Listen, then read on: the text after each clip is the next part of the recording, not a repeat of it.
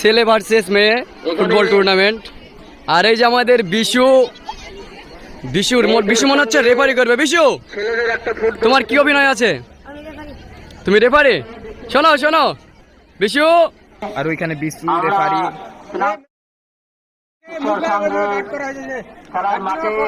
কিরণ ভাই ছাতা ধরে আছে। এখন ডাইরেক্টর সাহেব বুঝে দিয়ে চলে আসছে। দুই টিম পুরো সামনাসামনি, খেলা স্টার্টিং পয়েন্ট চলে এসছে।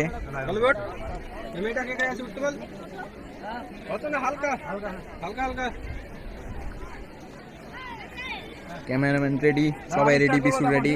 এবার বিশু ভাই হলুদ কার্ড বার করে দিল আর লাল কার্ড দেখাচ্ছে যে কোনো এক্সট্রা বাদরামো হলে লাল কার্ড দেখিয়ে বের করে দেবে। ডাইরেক্টর সাহেব এখান থেকে বুঝিয়ে দিচ্ছে এবং এখান থেকে